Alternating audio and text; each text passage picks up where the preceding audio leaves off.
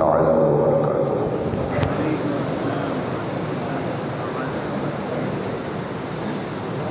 نحمده ونصلي ونسلم على حبيبه الكريم، أما بعد، أعوذ بالله من الشيطان الرجيم، بسم الله الرحمن الرحيم۔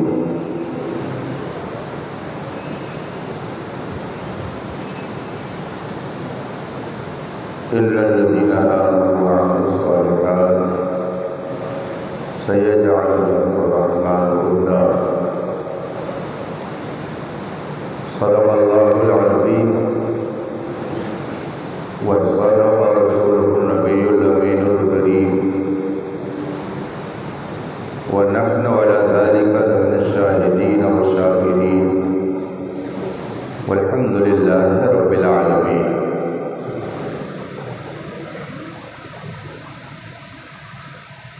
بزم پاک میں جلوہ فرما اساتین ملت، حاضرین باوقار، بالخصوص شہزادے حضور صدر الشریعہ ممتاز الفقہاء سلطان المناظرین حضور محدث کبیر دعوت برکاتہ العالیہ،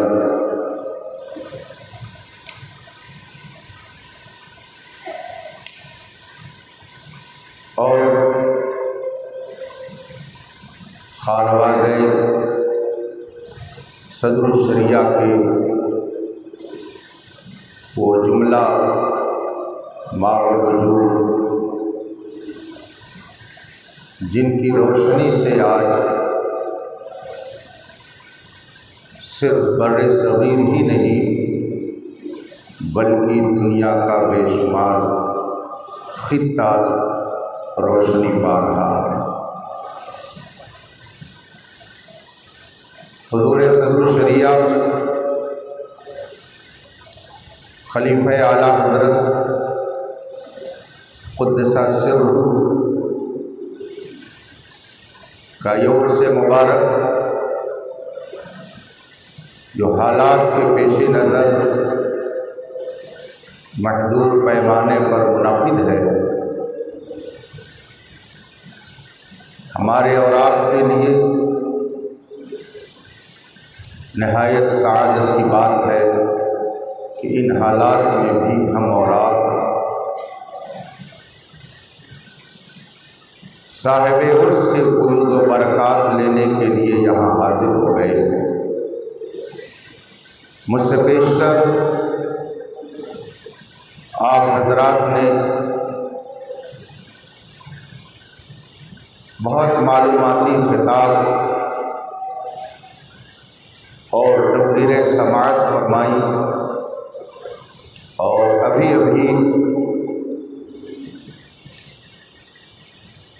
جو ولولہ خیز خطاب آپ نے سنا، انشاءاللہ اس کی دھمک بہت دنوں تک پوری دنیا میں محسوس کی جائے گی۔ دو چند منٹ کے لیے میں آپ کے درمیان حاضر ہوں۔ آئیے مصطفیٰ جان رحمت سرور کائنات فخر موجودات علی تحیت و ثنا کی بارگاہ قدس میں درود و سلام کا نذران عقیدت پیش کریں اور پڑھیں۔ اللہم صلی علی سیدنا و مولانا محمد معدن الجود والکرم و آلہ الکرام اجمعین۔ حضرات، اللہ رب العزت اپنے دین کی حفاظت کے لیے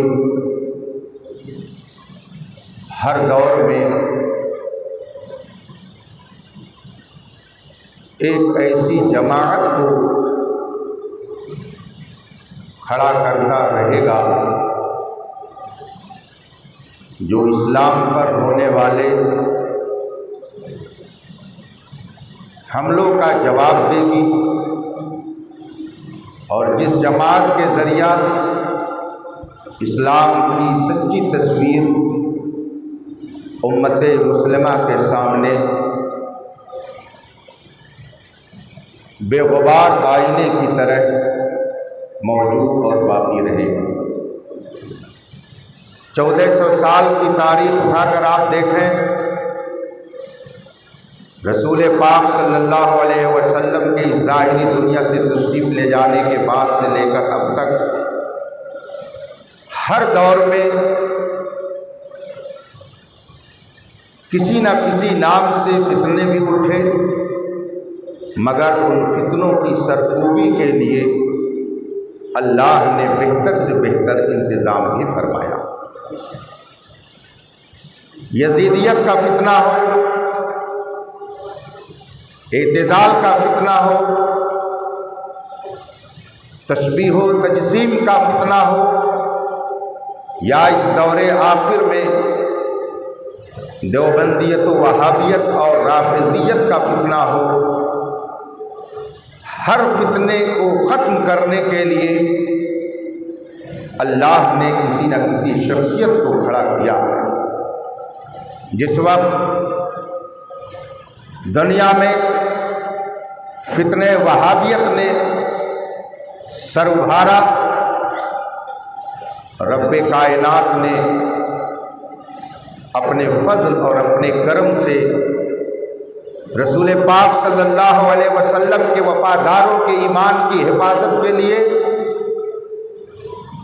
بہت سارے جلیل القدر علماء کو پیدا فرمایا، مگر پوری دنیا میں جو نام سب سے نمایاں، جس کا کردار سب سے اعلیٰ،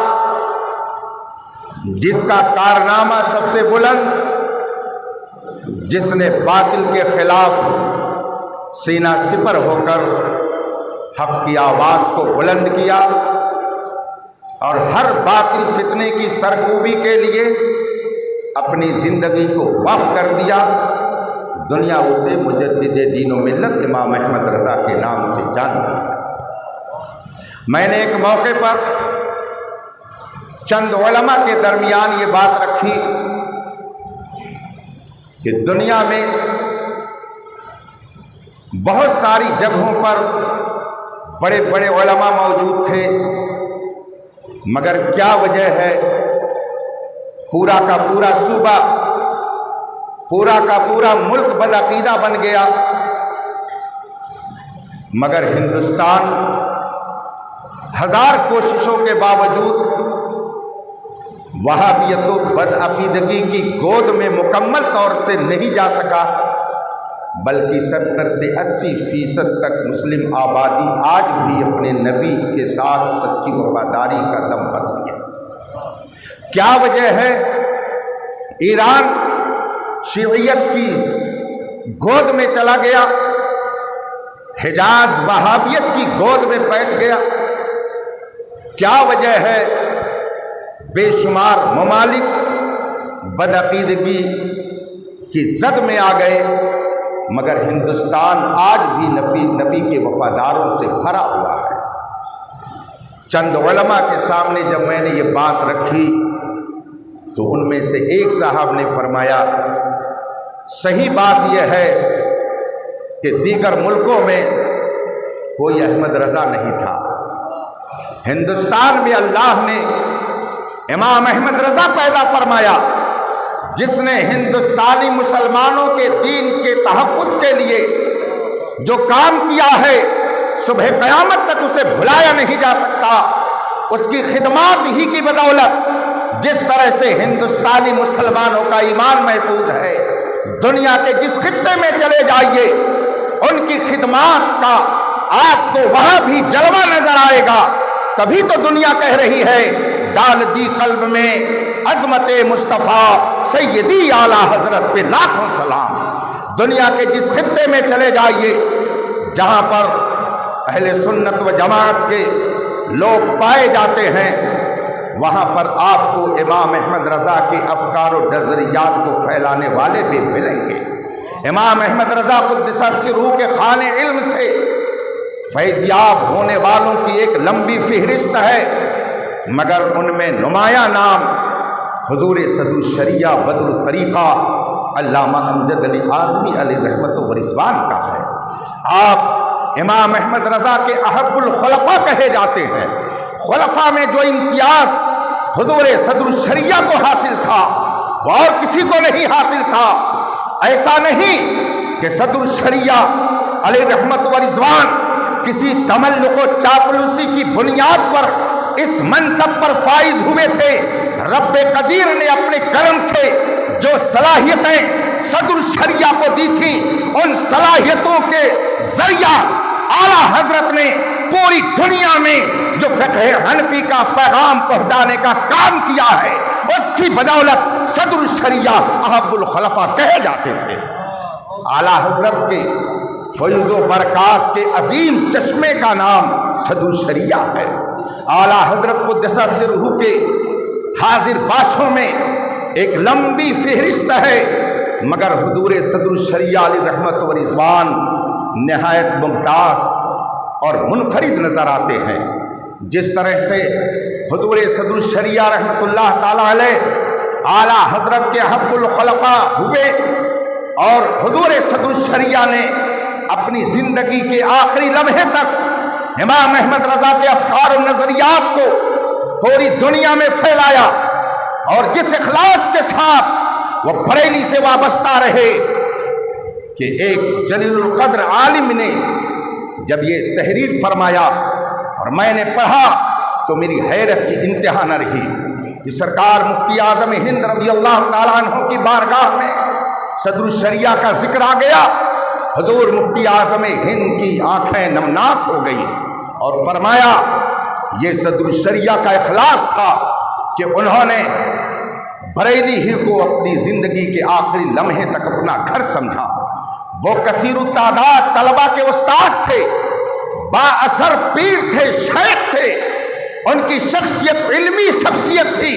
اگر وہ چاہتے تو اپنا ایک الگ دارالعلوم قائم کر کے اس پر تنہا قابض ہو جاتے، مگر اخلاص نے انہیں یہ کرنے نہیں دیا۔ انہوں نے بریلی ہی کو اپنا وطن سمجھا۔ جس کے اخلاص کی داستان پوری دنیا میں پڑھی جا رہی ہے، اس ذات کا نام صدر الشریعہ ہے۔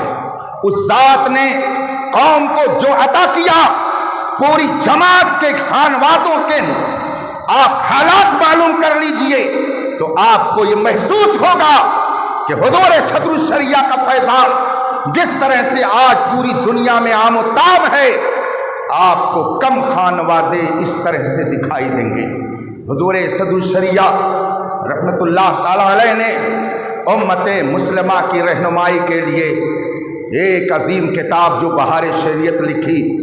جماعت اہل سنت تو جماعت اہل سنت ہے، کسی بد عقیدہ طبقے میں بھی آج تک اس کے مقابل کوئی کتاب نہیں لکھی جا سکی۔ زبان اتنی سستہ اور شائستہ، 100 سال پرانی زبان، آپ دوسرے مکتبہ فکر کی کتاب کو اٹھا کر کے دیکھیں، بہشتی زیور پڑھیں، غالباً اسی زمانے میں وہ کتاب بھی لکھی گئی، مگر اس کی زبان آپ دیکھیے اور بہار شریعت کی زبان آپ دیکھیے تو آپ کو کھلا ہوا فرق محسوس ہوگا۔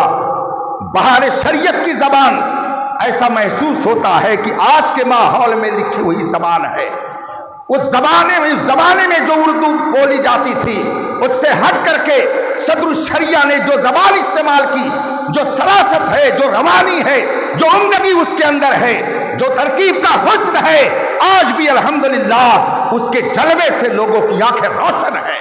جبکہ آپ بہشتی زیور اٹھا کر کے دیکھ لیجئے تو پتہ چل جاتا ہے چند سطر پڑھنے کے بعد ہی کہ یہ اس زمانے کی کتاب نہیں ہے، کسی اور زمانے کی کتاب ہے۔ میں اسے بھی صدر الشریعہ کی ایک کرامت کہتا ہوں، ایک کرامت سمجھتا ہوں کہ 100 سال پہلے جو زبان استعمال کی گئی اس کا جادو آج بھی لوگوں کے سر چڑھ بول رہا ہے۔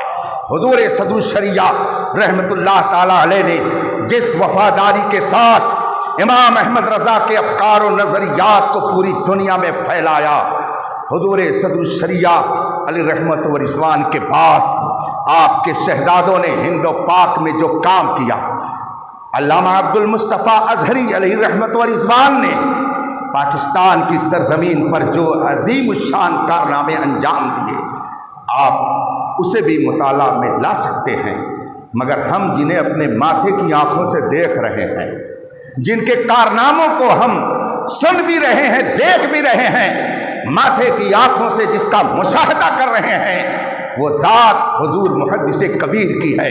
ہندوستان کے جتنے وہ خانوادے جو اعلیٰ حضرت کے خلفاء کے خانوادے ہیں، جہاں جہاں اعلیٰ حضرت کے خلفاء موجود تھے، آپ ہندوستان پر نظر دوڑا کر کے دیکھ لیجئے، ان خلفاء اعلیٰ حضرت کے شہزادگان میں ایک ذات محدث کبیر کی ملے گی کہ کل جس طریقے سے مسلک اعلیٰ حضرت پر حضور صدر الشریعہ مضبوطی سے قائم تھے، آج ان کا شہزادہ ہی نہیں بلکہ پورا خانوادہ انہی افکار اور انہی نظریات کو لے کر کے پوری دنیا میں اپنی خدمت وقف کیے ہوئے ہے۔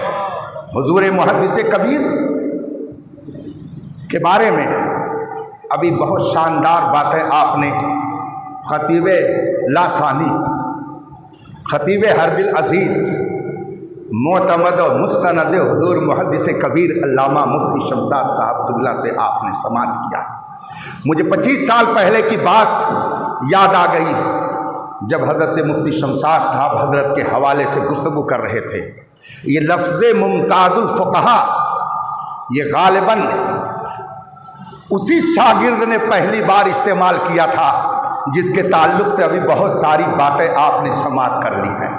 جب آج سے 25 سال پہلے سن 1994 میں فقہی سیمینار میں شرکت کرنے کے لیے پہلی بار حاضر ہوا، حضور محدث کبیر کی تنقیح، آپ کی تدقیق اور باریک بینی اور پھر بحث و مباحثہ جس انداز سے لوگوں نے دیکھا اور ایک ایک مسئلے پر ایسی جرح و قدح اور اس طریقے سے آپ نے تدقیق اور تحقیق کے دریا بہائے، اسی موقع پر اسی صاحب نے کہا تھا کہ محدث کبیر تنقیح کے بادشاہ ہیں۔ جو کل تک تنقیح کا بادشاہ تھا، آج بادشاہ کے چپراسی کی حیثیت بھی تمہارے نزدیک غالباً نہیں ہے۔ یہ انقلاب کیوں آ گیا؟ نظریں بدل گئیں تو نظارے بدل گئے۔ اللہ تبارک و تعالی ایسوں کی اصلاح فرمائے اور ہمیں اپنے اسلاف کے نقش قدم پر چلنے کی توفیق عطا فرمائے۔ مجھے اچھی طرح سے یاد ہے جب گفتگو ہو رہی تھی شیئر بازاری کے حوالے سے، گفتگو ہو رہی تھی انشورنس کے حوالے سے، جیون بیمہ کے حوالے سے، اور جب حضور محدث کبیر کے سامنے لا کر کے انہوں نے اپنی باتوں کو رکھا اور اعتراض در اعتراض حضور محدث کبیر نے ایک ایک جملے پر جب فقہیات کی روشنی میں گفتگو شروع کی، سب حیران و پریشان تھے اور ان کو کہنا پڑا کہ یہ صرف فقیہ ہی نہیں ہے بلکہ اپنے دور کا ممتاز الفقہا ہے۔ جو ممتاز الفقہا ہو، جو محدث کبیر ہو، اگر کوئی اسے آنکھ دکھانے کی کوشش کر رہا ہے تو گویا یہ ہمالیہ پہاڑ سے ٹکرانے کی ناکام کوشش کر رہا ہے۔ اللہ تبارک و تعالی اپنے حبیب کے صدقے میں انہیں سمجھ عطا فرمائے۔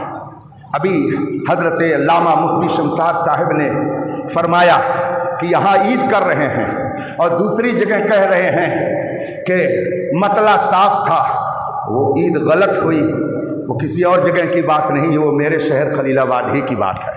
ایک صاحب نے خلیل آباد سے یہاں فون کیا اور کہا کہ آپ بتائیے مطلع کیسا تھا، شہادت کیسی تھی؟ تو انہوں نے کہہ دیا کہ مطلع تو یہاں پر صاف تھا، اس لیے وہ شہادت صحیح رہی۔ بعد میں جب میں نے معلوم کیا تو وہی بات ثابت ہوئی جو ابھی حضرت نے فرمائی ہے کہ انہوں نے بھی عید جمعرات ہی کو کی۔ اب اس کو نفاق کہا جائے کہ کیا کہا جائے کہ ایک طرف تمہارے نزدیک عید صحیح نہیں ہے اور دوسری طرف تم عید کر رہے ہو، اس کا مطلب ہے کہ تمہیں شریعت نہیں پیاری ہے، تمہیں اپنی طبیعت پیاری ہے۔ جب تم نے چاہا حضور محدث کبیر سے بغض ظاہر کر دیا اور جب دیکھا کہ حالات کچھ اور ہیں تو انہی کے صف میں مل کر کے تم بھی اللہ اکبر کہہ کے کھڑے ہو گئے۔ اللہ تبارک و تعالیٰ ایسے لوگوں کی بھی اصلاح فرمائے۔ رفیقان محترم، اس وقت ہم لوگ جس مسجد میں بیٹھ کر یہ عظیم الشان پروگرام دیکھ رہے ہیں اور اس میں شرکت کر رہے ہیں، یہ مسجد بھی حضور محدث کبیر کی محنتوں کا نتیجہ ہے۔ گھوسی کو حضور محدث کبیر کی ذات نے پوری دنیا میں متعارف کرایا ہے۔ وقار کی نظر سے گھوسی کی سرزمین کو اگر لوگ دیکھتے ہیں تو جب گھوسی کا ذکر آتا ہے تو حضور محدث کبیر کا سراپا لوگوں کے ذہن میں آ جاتا ہے۔ حضور محدث کبیر نے گھوسی کو وہ نعمتیں دی ہیں، علماء کا ایک جمع غفیر دیا ہے۔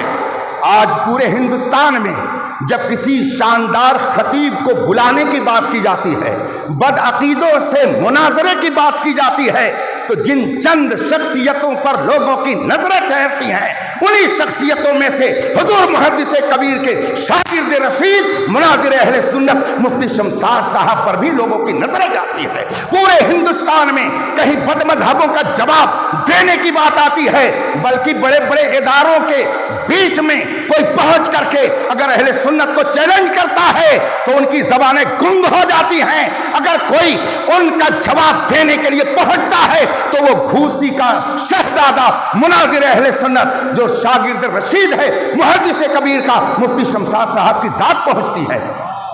جب بدعقیدوں کے جواب کی بات آتی ہے تو لوگوں کی زبانیں گنگ رہتی ہیں، اور جب استاذ پر کیچڑ اچھالنے کی بات آتی ہے تو فوراً ویڈیو بنا کر کے لوگ اس کو نشر کرتے ہیں۔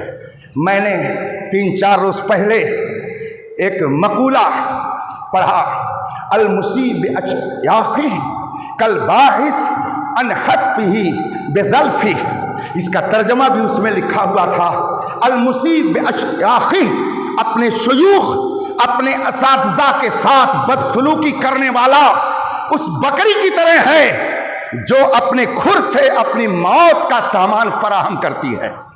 جو لوگ اپنے مشائخ اپنے اساتذہ کے ساتھ بدسلوکی کرتے ہیں اور بلا وجہ بدسلوکی کرتے ہیں، وہ اس بکری کی طرح ہے جو اپنے کھر سے اپنی موت کا پیغام خود لے کر کے آتی ہے۔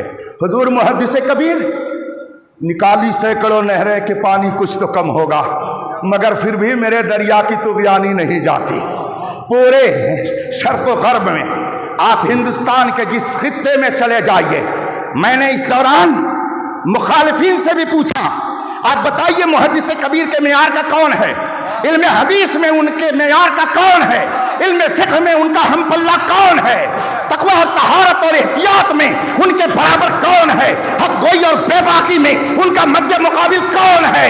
اور اس عمر کو پہنچ کر کے مسلک کا درد رکھ کر قوم میں جانے والا، اس عمر میں اپنے آرام کو تجنے والا کون ہے؟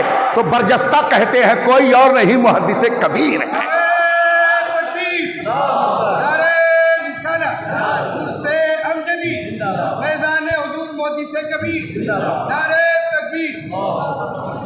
اکیلا ہوں مگر آباد کر دیتا ہوں ویرانہ، یہ شان محدث کبیر کی ہے۔ اکیلے ہیں مگر حضور تاج الشریعہ کی زبان میں یہ تنہا نہیں ہے، ایک انجمن ہے، ایک انجمن کا نام محدث کبیر ہے، علم کی اکیڈمی کا نام محدث کبیر ہے، تقوی اور طہارت کے بلند مینار کا نام محدث کبیر ہے، فضل و حکمت کے چمکتے چاند اور سورج کا نام محدث کبیر ہے۔ جو چاند پر تھوکتا ہے، تھوک چاند پر نہیں جاتا ہے، خود اس کے منہ پر آتا ہے۔ لوگ دیکھ رہے ہیں ذلت کون اٹھا رہا ہے اور کس کی بارگاہ میں لوگ عقیدتوں کے پھول نچھاور کر رہے ہیں۔ رفیقان محترم، ہم اور آپ بہت خوش نصیب ہیں کہ آج ہمارے درمیان حضور محدث کبیر جلوہ فرما ہے۔ جب کوئی مشکل مسئلہ پیش آتا ہے تو ہم محدث کبیر کی طرف رجوع کرتے ہیں۔ ہم نے بددیانتوں کی بددیانتی کو بھی دیکھا ہے۔ چاند رات میں جب کہ ہم نے 10 بجے کے قریب اپنے شہر خلیل آباد سے یہاں شہادت کے لیے بھیجا، 12 بجے کے قریب رات میں میرے ایک استاد محترم کا فون آیا، فرمانے لگے مولانا میں ذرا متردد ہو گیا، شک و شبہے میں پڑ گیا ہوں۔ میں نے کہا حضرت کیا بات ہے؟ انہوں نے فرمایا میں نے شہادت کے لیے گھوسی بھیج دیا ہے، لیکن فلاں صاحب نے फ़ोन पर जब मुझसे बात की तो उन्होंने कहा कि 3-4 लोगों की शहादत गैर मोतबर है, तभी से मैं परेशान हूँ, करूँ तो क्या करूँ। उनकी इस बात से मैं शक में पड़ गया हूँ। शहादत के लिए तो मैंने भेज दिया है। हमने कहा हज़रत कहाँ से बताया? कहा वो कह रहे थे बाहर शरीयत में लिखा हुआ है कि जब मतला साफ हो तो ऐसी सूरत में कसीर लोग चाहिए, इसलिए कसीर तो है नहीं 4। तो मैं तरद्दुद में पड़ गया हूँ। मेरे बगल में बहार शरीयत रखी हुई थी। मैंने कहा हज़रत अगर इजाज़त हो तो आगे का जुमला भी मैं अर्ज़ कर दूँ। फरमाने लगे क्या है उसके आगे, ये मसला और भी तफसील से कुछ बताया गया है। मैंने कहा हाँ, बहार शरीयत में आगे ये भी लिखा हुआ है कसीर लोग चाहिए। और कितने लोग चाहिए ये काजी से मुताल्लिक़ है, जितने से उसको गालिब गुमान हो जाए वो फैसला दे देगा। जो ही मैंने ये इबारत पढ़ी तो फरमाते हैं कि ये तो मसला ही बदल गया, मुझको तो उतना ही बताया गया था। मैंने कहा मैं तकरीबन 25 साल से जानता हूं जो लोग इस तरह की बददियानती करते हैं उनको बेनकाब करने की जरूरत है। एहतियात इसलिए की जाती है कि जमात का शिराज़ा मुंतशिर ना हो, लेकिन जो लोग जमात का शिराज़ा मुंतशिर कर रहे हैं उन फितनों को बेनकाब करने के लिए हमारे मुफ्ती शमशाद तन्हा काफ़ी हैं। अल्लाह तबारक व तआला ऐसे फितनों से हमारी हिफाजत फरमाए। मुतअद्दिद बार ऐसा हुआ, मतलब कि इबारत को सुना दिया और जो अपने मुखालिफ इबारत थी उस पर हाथ रख दिया। अभी गुज़श्ता साल लॉकडाउन के जब इब्तिदा हुई है, जुमा का मसला आया, इज़्न आम का मामला आया। सारी किताबों में लिखा हुआ है कि अगर लोग मस्जिद में इकट्ठा हो गए और दरवाज़ा बंद कर लिया तो जुमा नहीं होगा। बहार शरीयत में भी ये लिखा हुआ। उस वक्त ना उन्हें बहार शरीयत याद आई, ना उस वक्त उन्हें फतावा रज़विया की बात याद आई, ना उन्हें फतावा आलमगीरी की बात याद आई, ना उन्हें और कुतुब मुअतबरा की बात याद आई। चूंकि वो ये देख रहे थे लोग क्या चाहते हैं। इसीलिए मैं कभी कभी कहता हूं कि कुछ लोग चेहरा देख करके फतवा देते हैं, मगर जो मसलके आला हजरत पर सख्ती से कायम हैं वो चेहरा देखकर फतवा नहीं देते बल्कि किताब देखकर फतवा देते हैं। जो लोग चेहरा देख करके फतवा देंगे चेहरा बदलेगा, फतवा बदलेगा। यही वजह है कि उनके फतवे बदलते रहते हैं। जब कोई पूछता है फलां की तारीफ क्या है तो जवाब देते हैं ये कुफ्र है, तजदीद ईमान लाजिम है। मगर जब चेहरा बदल जाता है तो कल तक जो बात कुफ्र थी बाद में वही बात ईमान बन जाती है। खुद बदलते नहीं, कुरान को बदल देते हैं। हुए किस दर्जा फकीहान हरम बेतौफीक। अल्लाह तबारक व तआला हमें फितनों से महफूज रखे और हुजूर मुहद्दिस कबीर दामत बरकातुल आलिया को उम्र तवील अता फरमाए। इनके फैज़ व बरक़ात से आलम इस्लाम यूं ही मुस्तफ़ीज़ होता रहे। ये अल्लाह की एक अजीम नेमत है। हुजूर मुहद्दिस कबीर रब का एक अजीम तोहफ़ा है। जमात अहले सुन्नत की शान है, जमात अहले सुन्नत की आबरू है, फ़िक़्ह हनफी के सच्चे तर्जमान हैं, मसलके आला हजरत के निगहबान और पासबान है। जो इनसे टकराएगा वो चूर चूर। वाखिर दावाना अनिल हम्दुलिल्लाहि रब्बिल आलमीन। अस्सलामु अलैकुम।